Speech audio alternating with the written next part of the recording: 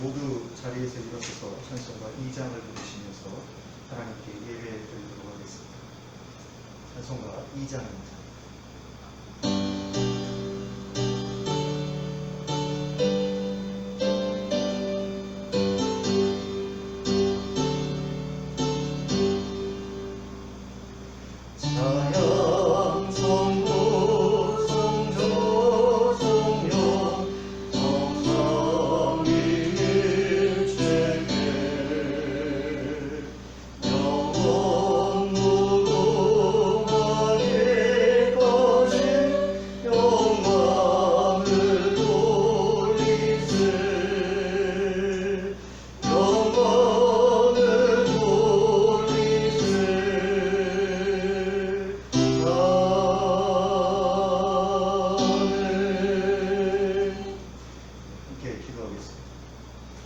사랑과 은혜가 풍성하신 하나님 아버지, 오늘 저희에게 귀한 날을 허락하시고 이렇게 함께 예배하게 하심을 감사합니다.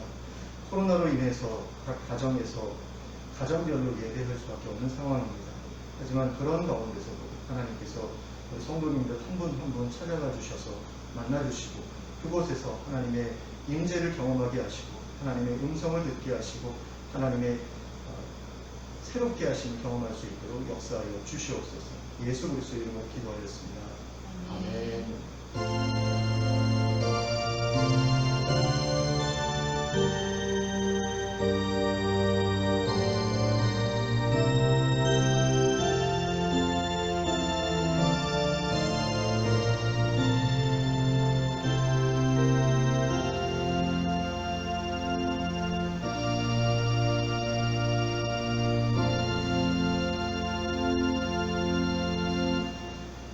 찬송가 64장을 이렇게 찬송하겠습니다. 찬송가 64장입니다.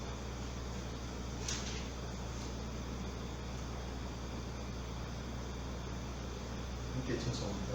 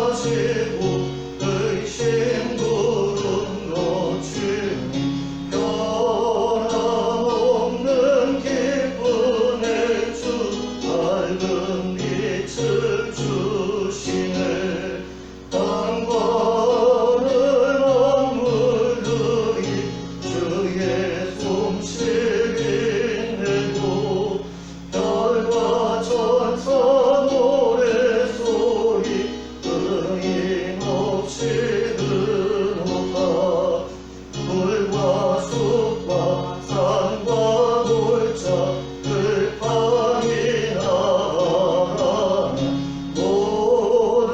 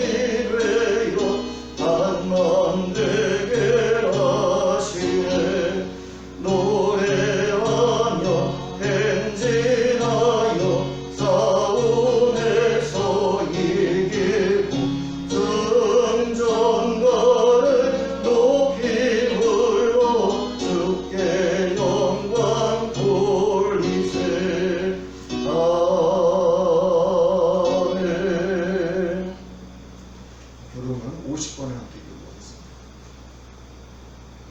교동은 50번, 시편 116편을 함께 교도하겠습니다.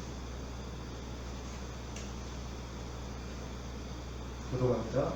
여호와께서 내 음성과 내 간구를 들으심으로 내가 그를 사랑하는도다. 그의 귀를 내게 기울이셨으므로 내가 평생에 기도하리로다. 사망의 줄이 나를 두르고 수월의 고통이 내게 이름으로 내가 환난과 슬픔을 만났을 때에 내가 여호와의 이름으로 기도하기를 여호와여 주께 구하오니 내 영혼을 건지소서 하였도다. 여호와는 은혜로우시며 의로우시며 우리 하나님은 긍휼이 많으시도다. 여호와께서는 순진한 자를 지키시나니 내가 어려울 때에 나를 구원하셨도다. 내 영혼아 내 평안함으로 돌아갈지어다. 여호와께서 너를 후대하시니로다. 주께서 내 영혼을 사망에서 내 눈을 눈물에서 내 발을 넘어짐에서 건지셨나이다. 내게 주신 모든 은혜를 내가 여호와께 무엇으로 보답할까? 내가 구원의 잔을 들고 여호와의 이름을 부르며 여호와의 모든 백성 앞에서 나는 나의 소원을 여호와께 갚으리로다. 그의 경건한 자들의 죽음은 여호와께서 보시기에 귀중한 것이로다. 아멘. 사도신경으로 우리의 신앙을 고백하겠습니다. 전능하사 천지를 만드신 하나님 아버지를 내가 믿사오며 그 외아들 우리 주 예수 그리스도를 믿사오니 이는 성령으로 잉태하사 동정녀 마리아에게 나시고 본디오 빌라도에게 고난을 받으사 십자가에 못 박혀 죽으시고 장사한 지 사흘 만에 죽은 자 가운데서 다시 살아나시며 하늘에 오르사 전능하신 하나님 우편에 앉아 계시다가 저리로서 산자와 죽은 자를 심판하러 오시리라. 성령을 믿사오며 거룩한 공회와 성도가 서로 교통하는 것과 죄를 사하여 주시는 것과 몸이 다시 사는 것과 영원히 사는 것을 믿사옵나이다. 아멘. 모두 자리에 앉으셔서 찬송가 149장을 함께 찬송하겠습니다. 찬송가 149장입니다.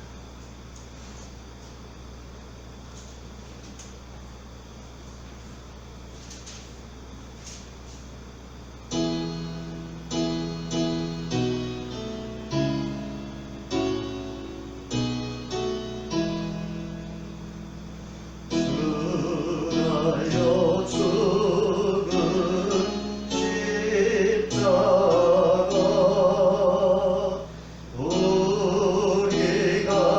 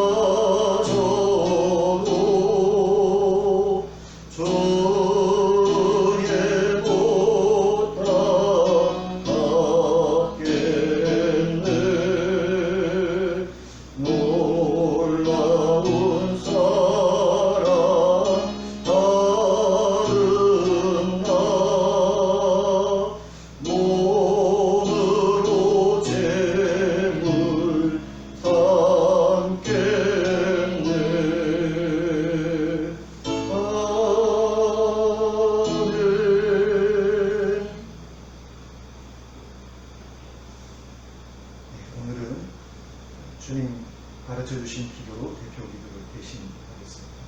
함께 기도하겠습니다. 하늘에 계신 우리 아버지여, 이름이 거룩히 여김을 받으시오며 나라의 임하옵시며 뜻이 하늘에서 이룬 것 같이 땅에서도 이루어지이다. 오늘날 우리에게 일용할 양식을 주옵시고 우리가 우리에게 죄 지은 자를 사하여 준 것 같이 우리의 죄를 사하여 주옵시고 우리를 시험에 들게 하지 마옵시고 다만 악에서 구하옵소서. 내게 나라와 권세와 영광이 아버지께 영원히 있사옵나이다. 아멘.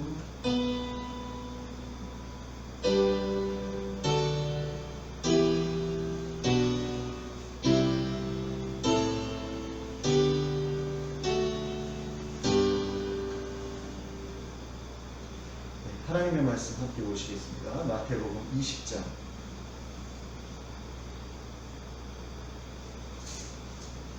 마태복음 20장 1절부터 16절까지 말씀입니다.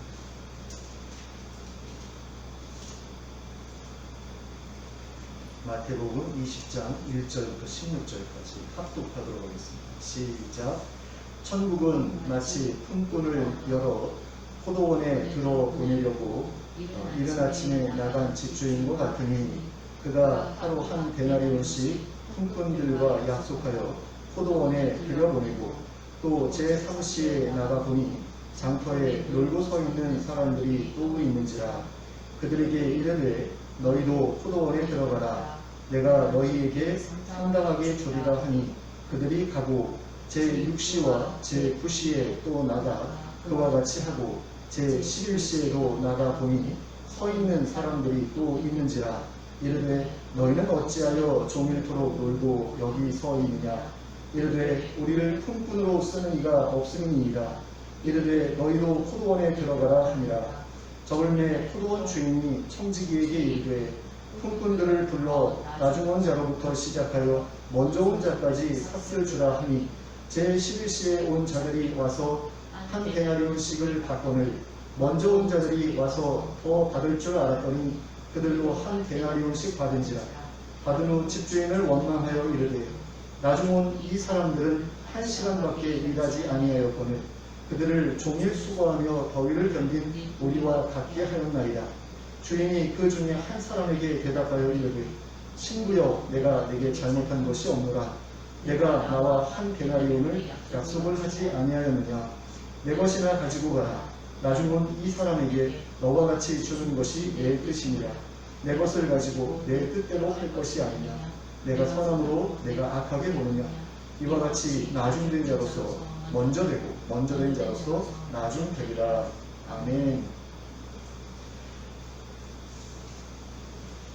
예수님께서 가난한 자들을 위하여 자신의 소유를 나누어 주지 않는 부자는 하나님 나라에 들어가기가 어렵다고 말씀하시자 베드로는 예수님께 이렇게 말씀드렸습니다. 모든 것을 버리고 주를 따른 우리는 무엇을 얻겠습니까? 그러자 예수님께서는 그들이 앞으로 하나님 나라에서 누리게 될 보상에 대해 말씀해 주신 후에 먼저 된 자로서 나중되고 나중된 자로서 먼저 될 자가 많다고 말씀하셨습니다. 그리고 먼저 된 자로서 나중되고 나중된 자로서 먼저 된다는 것이 어떤 의미인지에 대해 설명하기 위해 포도원 주인의 비유라는 이름으로 알려져 있는 비유를 말씀하기 시작하셨습니다. 예수님께서 이 비유를 말씀하시기 시작하시면서 가장 먼저 언급하신 것은 천국은 마치 품꾼을 얻어 포도원에 들여보내려고 이른 아침에 나간 집주인과 같다는 말씀이었습니다. 이 말씀의 의미는 하나님께서 하나님 나라를 다스리시는 방식은 포도원 주인이 품꾼들로 하여금 자신의 포도원에서 일을 하게 하고 나서 품삯을 줄 때 취했던 방식과 같다라는 의미라고 할 수 있습니다. 그러니까 하나님께서 하나님의 백성들에게, 하나님의 일꾼들에게 보상하시는 방식과 포도원 주인이 품꾼들에게 일에 대한 대가를 지불했던 방식이 서로 다르지 않다라는 것입니다. 근데 하나님 나라의 그 통치 방식, 하나님께서 하나님 나라를 다스리시는 방식이 세상의 방식과 다르기 때문에 세상의 기준으로 볼 때에는 먼저 된 자들이라고 할지라도 하나님 나라에서는 나중으로 밀리기도 한다라는 거죠. 또 세상의 기준으로 볼 때에는 나중이 된 자들로 보이는 그 사람들이 하나님 나라에서는 먼저 앞당겨지기도 한다라는 겁니다. 그렇다면 이 포도원 주인은 도대체 어떤 방식으로 품꾼들에게 품삯을 지불했던 것일까요? 이 주인은 자신의 포도원에서 일할 사람들을 뽑기 위해 아주 이른 아침에 인력시장으로 나갑니다. 그 이른 아침이 몇 시쯤이었는지는 정확하게 기록되어 있지 않습니다. 하지만 이어지는 내용에서 이 포도원 주인이 계속해서 3시간 간격으로 인력시장에 나갔던 것을 보면 이 사람이 인력시장에 가장 먼저 나갔던 시간은 아마도 3절에 기록된 제3시, 그러니까 오늘날의 시간으로 보면 오전 9시거든요. 그 오전 9시보다 3시간은 앞선 시간이 아니었을까, 이렇게 우리가 생각해 볼 수 있습니다. 그러면 이 포도원 주인이 맨 처음으로 인력시장에 나갔던 시간은 아마도 오전 6시였을 것이다, 이렇게 생각해 볼 수 있죠. 그리고 그때의 포도원 주인은 자신의 포도원에서 일할 품꾼을 뽑은 다음에 하루 일당으로 한 데나리온씩 주기로 약속하고 그들을 포도원으로 데려왔습니다. 그런데 이 주인은 제3시, 그러니까 오늘날의 시간으로 9시쯤 되었을 때에도 다시 인력시장으로 나갑니다. 그런데 그때까지도 일을 잡지 못해서 놀고 있던 사람들이 있었습니다. 그리고 그 사람들을 발견한 포도원 주인은 그들에게도 자신의 포도원에 가서 일을 하라고 하면서 내가 너희에게 상당하게 주리라 라고 약속을 했습니다. 그런데 본문 4절에서 상당하게 라고 번역되어 있는 헬라어 원어는 공정한, 의로운, 적당한 이라는 의미를 가지고 있는 단어가 사용되고 있습니다. 또한 이 단어는 의로우신 하나님이라는 표현에서 의로우신이라고 번역되고 있는 단어이기도 합니다. 그러므로 이 주인이 9시에 만나서 일을 맡겼던 일꾼들에게 약속했던 것은 내가 너희들이 제공한 노동에 대해 의로운 대가, 공정한 대가를 지불하겠다라는 것이었다라고 할 수 있습니다. 그런데 이 주인은 제6시와 제9시, 그러니까 오늘날의 시간으로 정오와 오후 3시에도 인력시장에 나와서 놀고 있는 사람들을 포도원으로 데려와서 일을 할 수 있게 해주었습니다. 그리고 그들에게도 그들의 노동에 상당하게 품삯을 주겠다고 약속했습니다. 그런데 이 주인은 제11시, 그러니까 오늘날의 시간으로 보면 오후 5시에도 인력시장에 나갔습니다. 그리고 그때에도 그곳에 남아있던 사람들을 만나게 됩니다. 그리고 이 주인은 그들을 향해서 이렇게 묻습니다. 너희는 어찌하여 종일토록 놀고 여기 서 있느냐? 그러자 그들이 주인에게 이렇게 대답합니다. 우리를 품꾼으로 써주는 사람이 없어서 그렇습니다. 자, 그러자 주인은 그들도 자신의 포도원에 데려가서 일을 할 수 있게 해주었습니다. 그리고 날이 저물어서 일을 마칠 때가 되었습니다. 그러자 주인이 청지기에게 품꾼들을 불러서 나중 온 자로부터 시작해서 먼저 온 자까지 삭슬 주라고 명령하였습니다. 그래서 제11시에 온 사람들, 즉 오후 5시에 온 사람들이 가장 먼저 청지기에게 와서 품삯을 받았습니다. 그런데 그들은 일을 마치는 시간이 되기까지 1시간 정도밖에 일하지 않았는데도 한 데나리온의 품삯을 받게 됩니다.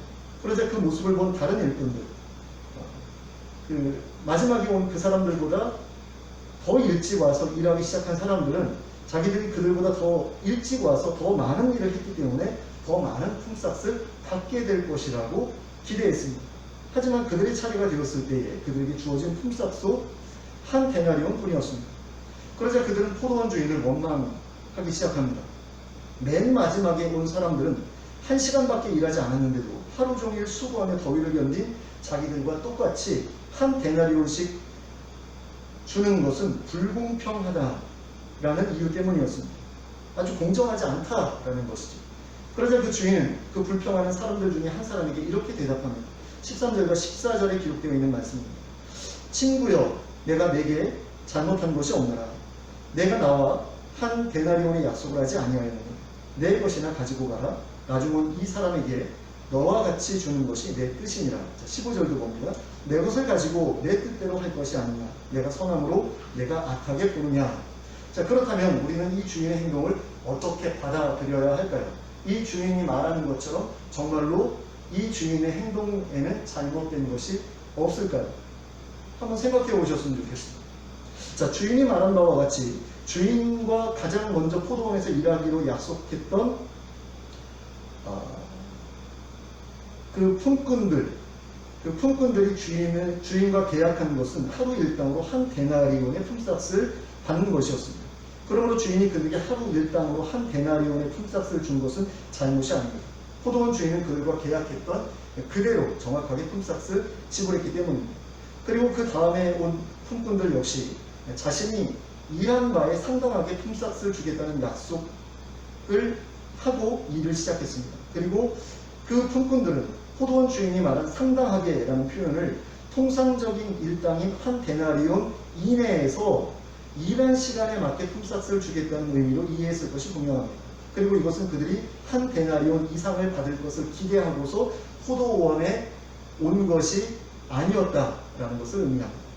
게다가 포도원 주인이 말한 것처럼 자기가 자기 돈을 가지고 자기 마음대로 하는 것은 다른 사람들이 상관할 문제가 아닙니다. 그리고 주인은 나중에 온 사람들에게도 먼저 온 사람들과 똑같은 품삯을 주기로 마음을 먹었습니다. 처음부터 그런 마음을 먹고 사람들을 데려와서 일을 시킨 겁니다. 그리고 그렇게 마음 먹었던 대로 품삯을 지불하지요. 그러므로 이 주인의 행동에는 어떠한 잘못도 없었다고 할 수 있습니다. 그리고 만약 잘못이 있었다라고 한다면 그것은 가장 먼저 일하러 온 사람들에게 불공평하다라는 느낌을 갖게 했던 그것이 바로 잘못이었다라고 할 수 있습니다. 하지만 그것은 도의적인 차원에서 볼 때에는 잘못된 일이었을지 몰라도 법적으로는 전혀 문제가 되지 않는 일이었습니다. 그럼에도 불구하고 먼저 온 사람들의 입장에서 보면 주인이 공정하지 못하다고 생각될 수밖에 없습니다. 이것은 우리가 보기에도 마찬가지입니다. 우리가 생각하기에도 일을 하면 일을 한 만큼의 대가를 받는 것이 정당하다 이렇게 생각이 됩니다. 우리도 일을 많이 하면 많이 받는 게 당연하고 일을 적게 하면 적게 받는 게 당연하다라고 생각하고 있기 때문입니다. 하지만 이 포도원 주인은 그렇게 생각하지 않았던 것 같습니다. 그리고 그렇게 했으면서도 자신이 선하다고 말하고 있습니다. 그렇다면 과연 이 주인은 무슨 이유로 자신이 선하다고 주장하고 있는 것일까? 만일 우리가 이 포도원 주인의 입장이 되어서 자신의 결정을 선하다고 말할 수 있으려면 과연 우리는 어떤 이유를 근거로 들어서 그와 같은 우리의 결정을 정당화할 수 있을까? 첫째로 포도원 주인이 굳이 인력시장에서 품꾼을 고용해야 할 필요가 없었다고 한다면 그럼에도 불구하고 사람들을 돕기 위해서 사람들을 데리고 왔다고 한다면 포도원 주인의 결정은 정당성을 얻을 수 있게 됩니다. 그것은 주인의 일방적인 자비의 선택이기 때문입니다. 그러니까 일을 준 것만으로도 감사해야 될 일이다라는 거죠. 자, 둘째로 포도원 주인이 품꾼을 고용했던 이유가 그들에게 일용할 양식을 얻을 돈을 무상으로 주는 것이 아니라 노동을 통해 정당하게 얻을 수 있는 기회를 주기 위해서였다라고 한다면 포도원 주인의 결정은 정당성을 얻을 수 있게 됩니다. 그리고 실제로 예수님의 비유에서 묘사된 포도원 주인의 모습은 그와 같은 목적으로 품꾼들을 고용했다는 사실을 분명하게 드러내고 있습니다. 포도원 주인이 정말로 포도원에 일꾼이 필요했다고 한다면 처음 인력시장에 나갔을 때 그날 필요한 일꾼들을 한 번에 모두 다 뽑아서 데려갔어야 합니다. 귀찮게 두 번 나올 이유가 없기 때문입니다. 근데 주인은 계속해서 인력시장에 나옵니다. 9시에도 나오고 정오에도 나오고 오후 3시에도 나오고 심지어 오후 5시에까지 인력시장에 나옵니다. 오후 6시면 일을 마칠 시간인데 겨우 1시간밖에 남지 않았는데도 품꾼을 뽑아서 포도원으로 데려갑니다. 자, 그렇다면 이 포도원 주인이 품꾼을 뽑은 이유는 무엇이겠습니까? 포도원 주인이 품꾼을 뽑았던 이유는 일을 시킬 사람이 필요해서가 아니었던 것입니다. 포도원 주인이 품꾼을 뽑았던 이유는 품삯을 주기 위해서였습니다. 일거리를 주기 위해서였다는 것입니다. 생각해 보시기 바랍니다. 어떤 사람이 이 비유 속의 포도원 주인처럼 일꾼을 그렇게 나눠서 뽑겠습니까? 일꾼이 필요하면 아침 일찍 인력시장에 나가서 일 잘하는 사람들을 우선해서 그날 일할 사람들을 한 번에 다 뽑아가지 포도원 주인처럼 3시간 간격으로 인력시장에 나가서 사람을 데려가는 사람은 없습니다. 게다가 포도원 주인이 맨 마지막으로 뽑아간 사람들은 그 어떤 사람도 일꾼으로 쓰기에 적합하지 않다고 생각해서 끝까지 뽑아가지 않았던 사람들이었습니다. 나이가 너무 어렸거나 아니면 나이가 너무 많았거나 아니면 몸이 약해 보였거나 병들어 보였거나 아니면 몸 어딘가가 불편해 보였던 사람들이라서 어떤 사람도 데려가지 않았던 사람들이었다라는 것입니다. 그런데 그렇게 일하기에 적합하지 못했던 사람들이 그 인력 시장에 나와서 하루 종일 그곳에 있었다라고 하는 것은 그들이 어떻게든 일을 해야만 한 사람들이었다라는 이야기죠. 일을 해야지, 그들이 일을 해야지만 가족들을 먹여 살릴 수 있는 사람들이었기 때문에 그들은 인력 시장에 아침부터 나와서 그 일이 끝나가는 그런 시간, 6시가 될 때까지, 오후 6시가 될 때까지 그곳에 계속해서 머물러 있었던 것입니다. 그러므로 그들이 그날 일을 하지 못하고 집으로 돌아가게 되면 그들의 가족들은 굶주림 가운데 잠자리에 들 수밖에 없는 상황이었을 것입니다. 그래서 포도원 주인이 그들을 자기의 포도원으로 데려갔다라는 거죠. 그리고 일거리를 주고 생활비도 스스로 벌 수 있게 해주고자 했던 것입니다. 사실 돈을 주는 것이 목적이었다라고 한다면 그냥 돈만 줄 수도 있었을 겁니다. 하지만 그렇게 되면 마치 미국의 인디언 보호구역 안에 살았던 인디언들이 정부의 지원금으로 인해서 점차 정신적으로 망가져갔던 그런 역사에서 볼 수 있는 것처럼 그들 역시 자존감을 잃어버리고 무기력한 존재로 전락할 수도 있었습니다. 그래서 그렇게 하지 않고 일부러 일거리를 맡겨주고 그에 대한 대가로서 돈을 가져가게 해주었던 것이다. 이렇게 생각해 볼 수 있습니다. 그러므로 주인은 맨 처음부터 일을 시작했던 사람들이나 맨 마지막에야 일을 시작했던 사람들을 모두에게 하루 일당으로 한 데나리온씩을 주려고 생각하고서 그들을 고용했던 것이었다. 이렇게 볼 수 있다는 거죠. 그러므로 주인이 생각하기에 자기의 결정은 선한 일이었지 악한 일이 아니었다라는 겁니다. 제가 생각하기에 주인이 늦게 온 사람들부터 품삯을 주라고 했던 것도 무엇인가 이유가 있었을 것 같다라는 그런 생각이 듭니다. 무슨 이유가 있었다라고 생각이 드냐면 그 사람들이 잘 안 데려가는, 안 뽑아가는 그런 사람들이거든요. 그러니까 그 사람들만큼 경제적으로 어려웠던 사람들이 없었을 것이다 라고 우리는 추측해 볼 수 있고, 또 그렇다라고 한다면 그들에게 가장 먼저 돈을 줘서 빨리 돌려보내서 그 가족들의 그 굶주림을 가장 먼저 해결할 수 있도록 해주기 위해서 그렇게 순서를 늦게 온 사람들부터 품삯을 받아가게 한 것이 아닌가, 이렇게도 생각이 들고요. 또 1절에서 보면 이 포도원 주인이 포도원을 얻었다라고 그렇게 기록하고 있는데 그 얻은 것조차도 사람들에게 일거리를 만들어주기 위해서였을지도 모르겠다라는 그런 생각이 듭니다.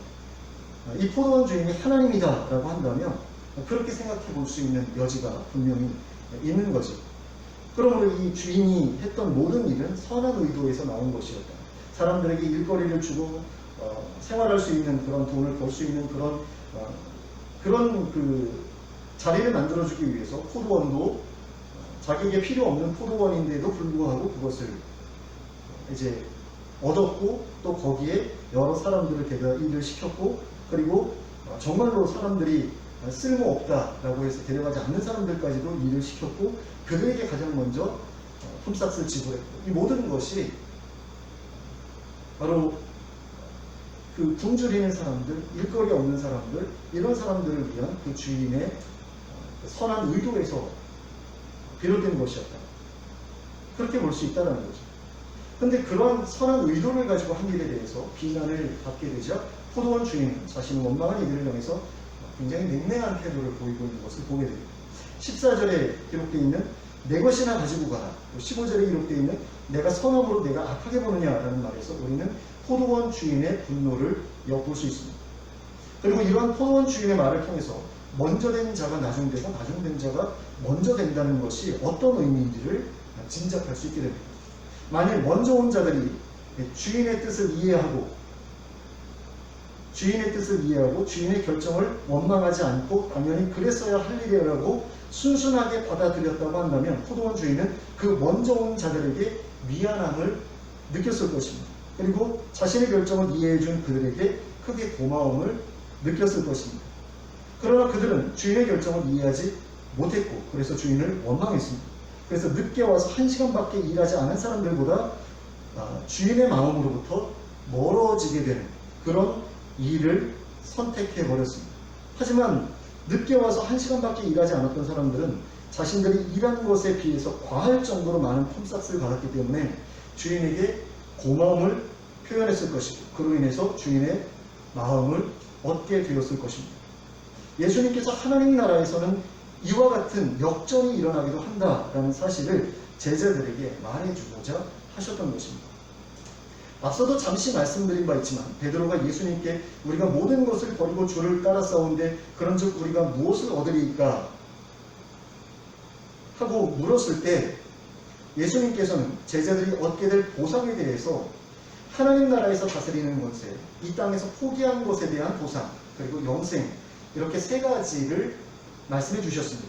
그리고 그에 이어서 먼저 된 자가 나중되고 나중된 자가 먼저 되는 일이 있을 것이라는 말씀을 설명하시기 위해 이 비유를 말씀해 주셨습니다. 그렇다면 예수님께서는 이 비유를 통해 베드로를 향해서 너도 잘못하면 가장 먼저 일을 시작하고 많은 보상을 기대했던 품꾼들처럼 하나님의 보상에 대해서 만족하지 못하고 하나님을 원망하게 될 수도 있다. 그러니 주의하라. 이런 의도로 말씀하신 것이 분명합니다. 실제로 베드로를 비롯한 제자들은 자기들이야말로 가장 먼저 주님을 섬기기 시작했고 가장 오랫동안 주님을 따라다녔기 때문에 누구보다도 더 큰 보상을 받게 될 것이라고 기대하고 있었습니다. 그런데 예수님께서는 이 비유의 말씀을 통해 그러한 제자들의 기대에다가 찬물을 끼얹어 버리신 것입니다. 예수님께서는 제자들을 향해서 하나님 나라에 들어가면 하나님께서 너희의 수고에 대해 충분한 보상을 주시겠지만 너희가 기대하는 것과는 다른 보상을 받게 될 수도 있어 라고 말씀하신 것입니다. 하나님께서 인류에게 하나님 나라를 마련해 주고자 하셨던 이유는 당신의 소중한 피조물인 인류로 하여금 그곳에서 평화롭게 살아갈 수 있게 해주시기 위함이었습니다. 그런데 그것은 결코 하나님의 의무가 아니었다라는 것을 우리는 기억할 필요가 있습니다. 하나님께서 반드시 하셔야만 할 일이 아니었다라는 겁니다. 그것은 하나님께서 그저 선택하신 일입니다. 자신의 피조물들을 위해서 그들을 사랑하시기 때문에 그들에게 긍휼을 느끼시기 때문에 그들에게 자비를 베푸시기 위해서 선택하신 일이다라는 거죠.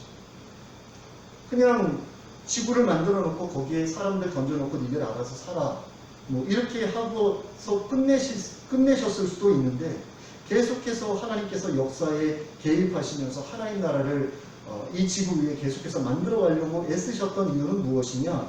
그 인류에 대한 하나님의 사랑 때문이었다라는 거죠. 그들을 긍휼히 여기셨기 때문에 그들에게 자비를 베풀고 싶으셨기 때문에 선택하신 일이었다라는 겁니다. 사실 노아의 홍수 때 노아의 가족까지 다 그냥 쓸어버리고 이 지구의 인류 역사를 끝내버리셨어도 뭐 우리는 그것에 대해서 뭐라고 말할 수 있는 그런 존재들이 아닙니다. 그런데 하나님께서 인류를 계속해서 이 지구 위에 존속시키시고 이 지구상에 하나님의 나라를 건설하려고 하셨던 이유는 무엇이냐? 바로 그들을 사랑하셨기 때문에 그들에게 자비를 베푸시고 싶으셨기 때문이었다라는 거죠. 그러므로 그 하나님 나라에 들어가 살게 되는 것만으로도 우리에게는 감지덕지한 일이다라는 것을 우리는 기억할 필요가 있습니다.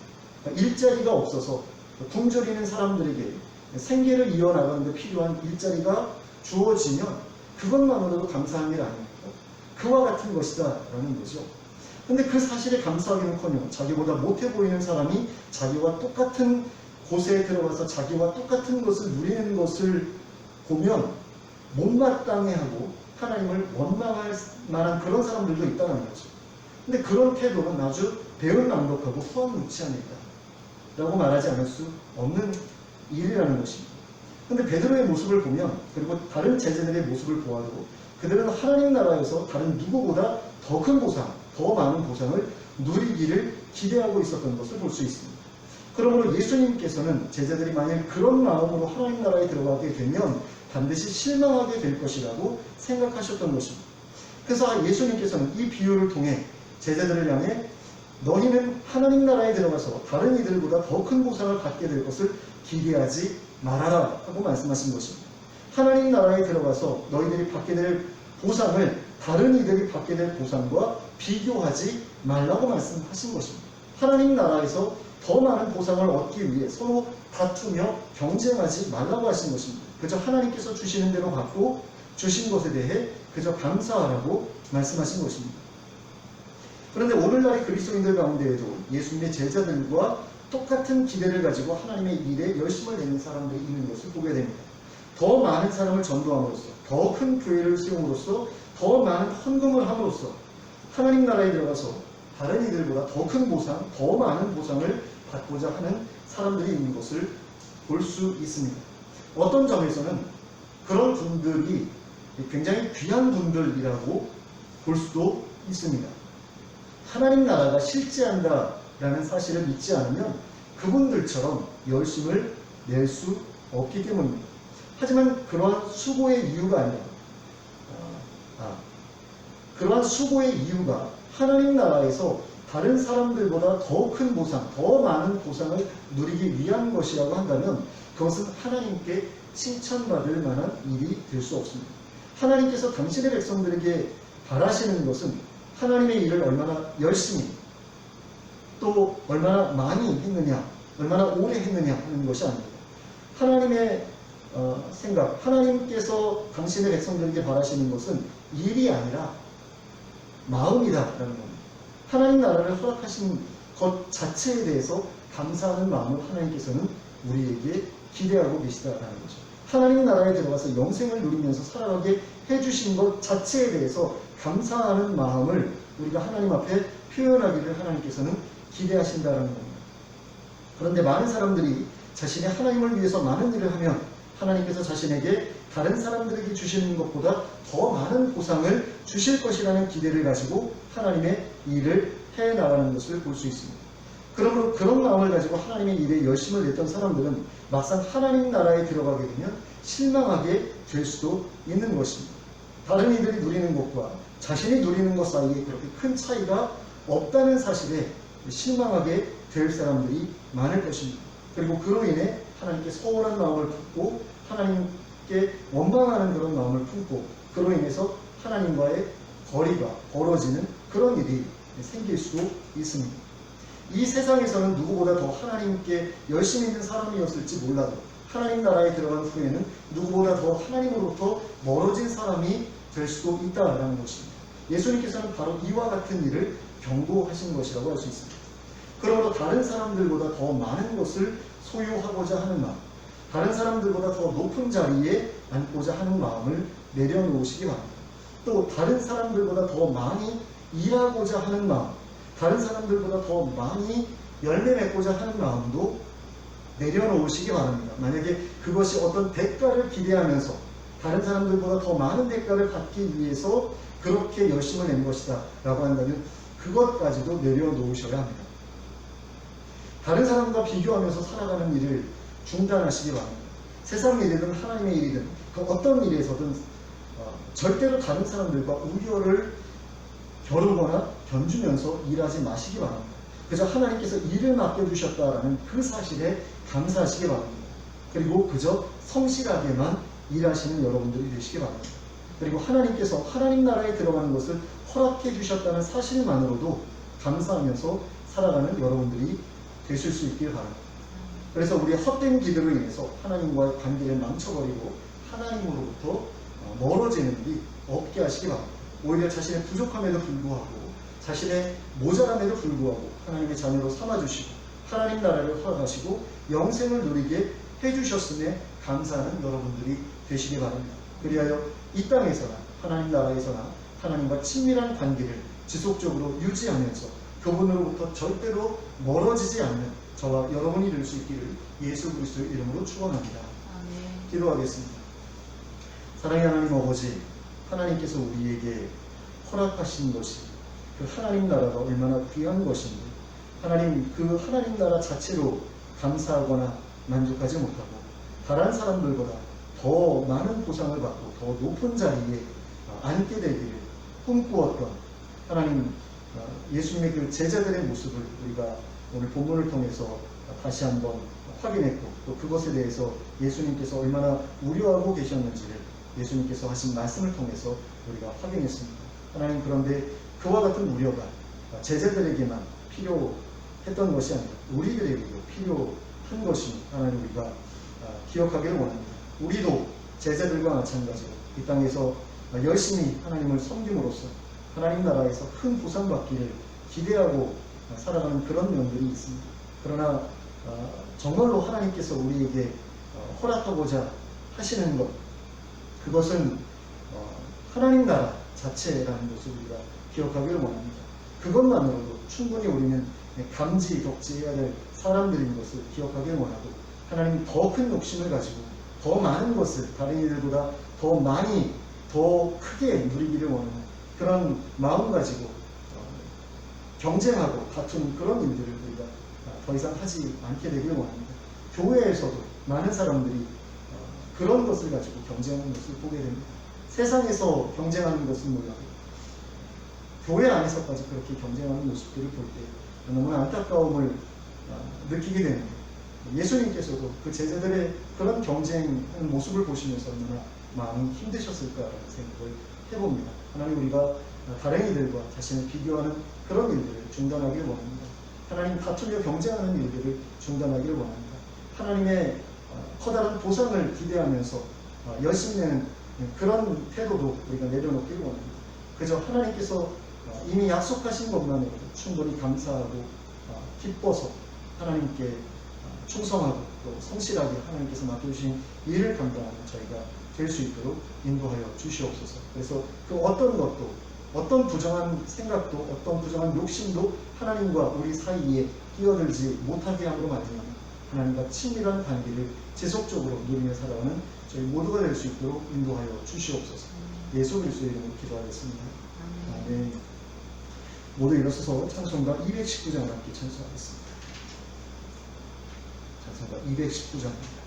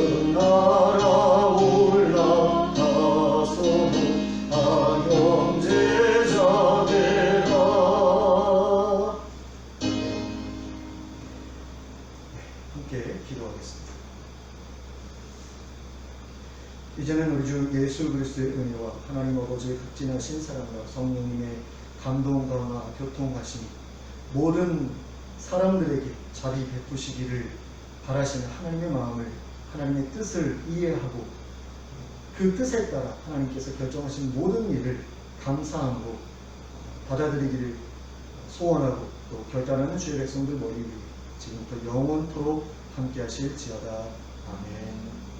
아멘.